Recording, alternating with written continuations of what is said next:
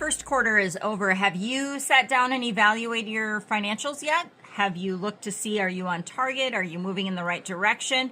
Are you still seeing growth in your facility? If not, let's talk about it.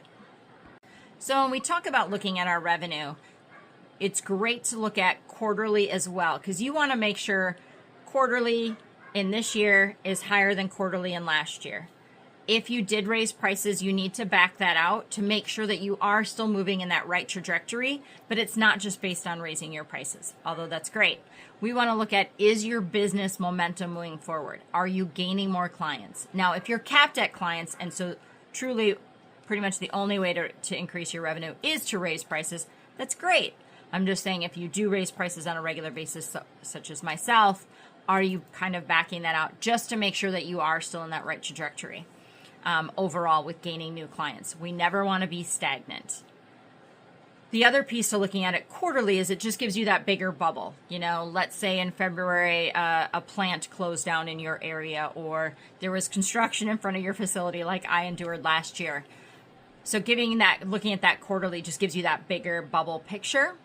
The next piece is to really break down by service. Now, we know a lot of services are somewhat cyclical, right? They're seasonal. Grooming usually has that slow season. Boarding has that slow season. Daycare has that slow season. Hopefully, they're not all slow all at the same time. And if they are, you need to do some marketing. But you want to look at that breakdown as well, because that should dictate some of your marketing. In January, we really kind of regroup and look at new products and really try and boost our retail and really boost our BAS, because we know that boarding is going to be down in that second half of January into February.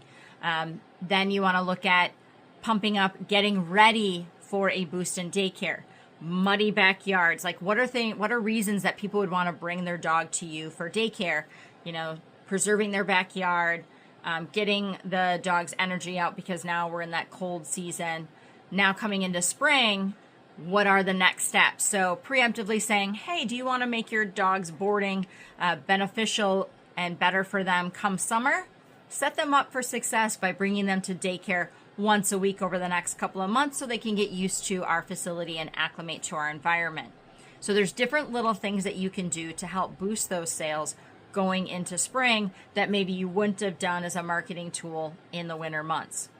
So look at your revenue streams. Be sure that you're marketing accordingly based on weather. Right now, I am marketing the heck out of Tickless and Wonderside and any of those types of products, because the ticks and fleas are out. And if people had taken a step back due to winter months, now they really need to kick it into high gear.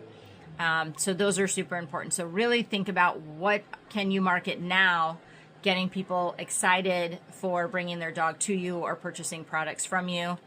If you're a groomer, you need to be thinking about those spring haircuts and really prompting people to get all those bookings in now, so that way you can fit them into your schedule.